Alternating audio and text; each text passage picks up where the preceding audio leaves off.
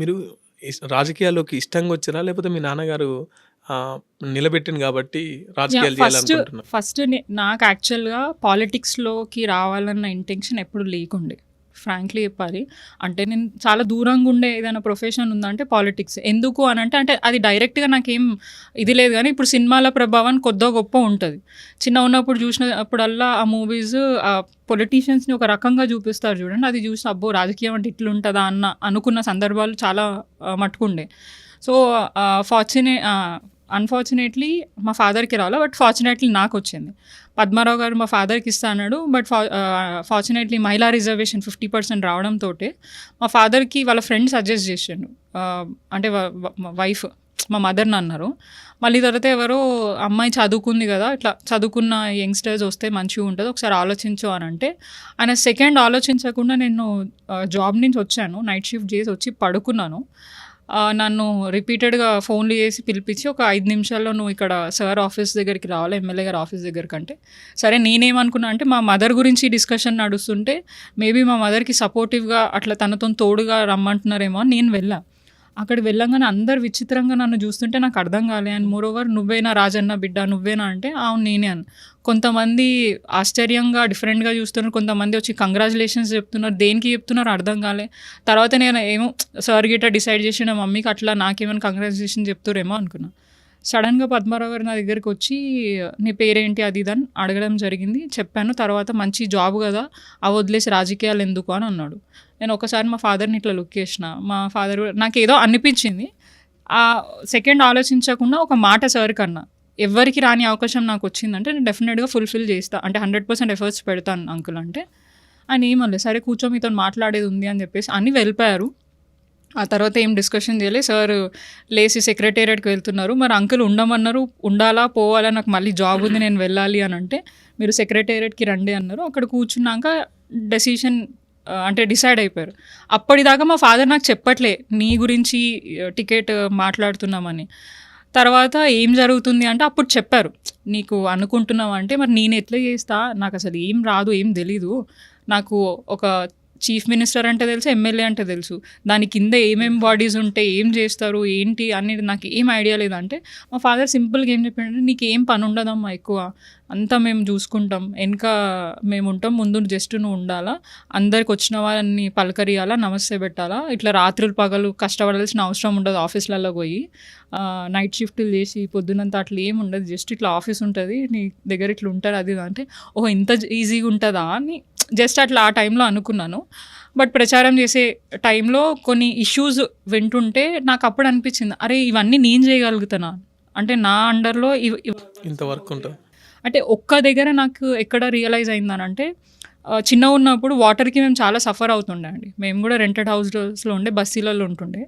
అయితే మా mother early morning 4:00కి 5:00కి బిందెలు పట్టుకొని వెళ్ళడం. మేము కూడా తనతో పాటు చిన్న చిన్న బిందెలు పట్టుకొని పోవడం అట్లా ఉంటుండే. ఇప్పుడు వాటర్ సరిపోకపోతే మనకి వాటర్ ట్యాంకర్లు అనేటివి ఇంటి దగ్గర బస్తీలలోకి వస్తుండే కదా! ఆ టైంలో బిందెలు పట్టుకొని మహిళలు కొట్టుకుంటున్న క్రమంలో మా మదర్‌కి చెయ్యికి దెబ్బ తాకి కట్ అయిపోయింది. అది చూసినప్పుడల్లా బాధ అనిపిస్తుండే. అంటే అది బాగా గుర్తుండిపోయింది నాకు. గొడవ పడడము, ఆ బ్లడ్ రావడం అదంతా చూసేసరికి అరే! ఇట్లాంటి సిట్యుయేషన్ ఏంది? ఇట్లాంటి పరిస్థితి ఏంది? ఎవరైనా ఉంటే బావుండు గదా! చేసేటోళ్ళు ఉంటే బావుండు గదా! కానీ అది మా ఏరియాలో నేను పుట్టి పెరిగిన ఏరియాలో అది నాతోని సాధ్యం అవుతుంది. నేను చేయగలుగుతానంటే నేను అప్పుడు చాలా హ్యాపీగా ఫీల్ అయినా. అప్పుడు సాటిస్ఫై అయ్యాను. ఖచ్చితంగా ఇది అసలు అన్‌సాటిస్ఫైడ్ రోల్ యాక్చువల్‌గా. ఏమంటారు మనం ఎంత 100% ఎఫర్ట్ పెడితే అల్టిమేట్‌గా మన మీద బురద జల్లడానికి, నెగటివిటీ క్రియేట్ చేయడానికి చాలా ఉంటారు. సో, అవన్నిటిని కూడా నేను పక్కకు పెట్టి, నా ఎఫర్ట్స్ అన్నీ పెట్టి 10 ఇయర్స్ ఓపికగా మా మా వాళ్ళందరూ అంటారు, "మీ డ్యాడీ గిట్ట ఉండుంటే ఆయన చేయలేకపోతుండే. నువ్వు కాబట్టి 10 ఏళ్ళు భరించినావు." ఎందుకంటే వాళ్ళకి పెద్దవాళ్ళు వాళ్ళు కొంచెం వాళ్ళని చూస్తేనే ఒక రకంగా ఫీలింగ్‌లో ఉంటారు.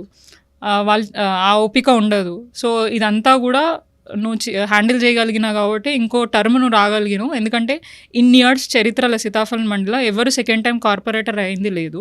కానీ అది నీకు సాధ్యమైందని అన్నారు. సో, ఆ అప్రిసియేషన్ చాలు మనకి. ఇంకా కూడా ఎనర్జీతోని ముందుకెళ్ళాలని. సో, అట్లనే పని చేసుకుంటూ ముందుకెళ్ళినా అండి. అంటే ఎట్లుంది మేడం పొలిటికల్ జర్నీ? 100% చెప్పాలంటే ఫుల్లీ సాటిస్ఫైడ్ కాదు.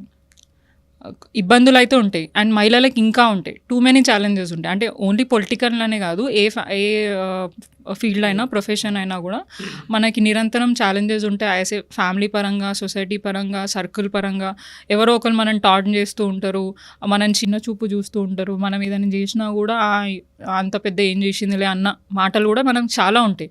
అవన్నిటిని కూడా ఫేస్ చేసుకొని అందరి సపోర్ట్ తోటి అదేంది మన గురించి తప్పుగా మాట్లాడిన గురించి మనకెందుకు, మన గురించి మంచి మాట్లాడేటోళ్ళు చాలామంది ఉన్నారు. వాళ్ళ బ్లెస్సింగ్స్ మనకు ఉన్నాక మనం ఇంకేమైనా చేయొచ్చు. నెగటివిటీని క్యారీ చేస్తే మాత్రం మనం ఏం చేయలేం. ఆ నెగటివిటీలోనే పాజిటివిటీ ఎత్తుక్కొని ముందుకెళ్ళడమే పెట్టుకున్నా. సో ఛాలెంజెస్ అయితే ఉన్నాయి, ఇబ్బందులు అయితే ఉన్నాయి. బట్ ఏదేమైనా కూడా ప్రజల సహకారం ఉంది కాబట్టి ముందుకైతే వెళ్తున్నాం. ఎప్పుడన్నా ఎందుకు వచ్చినాం నాయన ఈ రాజకీయాలకి అనుకున్నా. దాని ఒక 2-3 సందర్భాలు ఉండే, కొద్దిగా ఇబ్బందికరమైన సిచ్యువేషన్స్ జరిగినాయి. అంతెందుకండి, ఇప్పుడు లేడీస్కి ఈజీగా క్యారెక్టర్ అసాసినేషన్ చేస్తారు. జస్ట్ రీసెంట్గానే ఒక ఇన్సిడెంట్ జరిగింది. నేను ఖచ్చితంగా ప్రతి ఒక్క కాల్ నేను ఆన్సర్ చేస్తాను. ఎవరిది నేను ఆన్సర్ చేయకుండా ఇన్ కేస్ బిజీగా ఉన్న సందర్భంలో మిస్ కాల్స్ అయినా చూసుకొని కాల్ బ్యాక్ చేయడం ఏదో ఒక సందర్భంలో.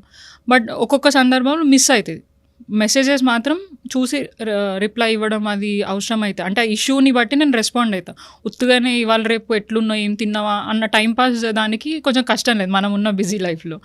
సో రీసెంట్గా ఒక సోదరుడు మా ఏరియాకి సంబంధించిన ఆయన రంజాన్ టైంలో, ఇప్పుడు మనకి సీజన్ చేంజ్ అవుతున్నప్పుడల్లా కొంచెం మాకు వర్క్లు అవ్వట్లేదు. వాస్తవానికి చెప్పాలంటే ముందు కంటే ఇప్పుడు మాకు ప్రాపర్గా డీషిల్టింగ్స్ కానీ అంటే పూర్తి స్థాయిగా వర్క్స్ అవ్వట్లేదు. దానివల్ల కొద్దిగా ఇబ్బంది అయింది.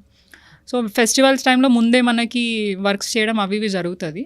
సో ఆయన వీడియో తీస్తూ, నాకు రీసెంట్గా మ్యారేజ్ అయింది, జస్ట్ 3 months అవుతుంది. అయితే ఆయన వీడియో తీసుకుంటా మేడంకి ఫోన్ చేస్తే ఎత్తుతలేదు. ఐ థింక్ మంచిగా పెళ్ళి చేసుకొని హనీమూన్లో హస్బెండ్తో ఎంజాయ్ చేస్తున్నట్టుంది అని చెప్పి. అసలు ఇప్పుడు దాకా నేను మా హస్బెండ్తో ఎక్కడ పోయింది లేదు పెళ్ళైనప్పటి నుంచి, ఫ్రాంక్గా చెప్తున్నా.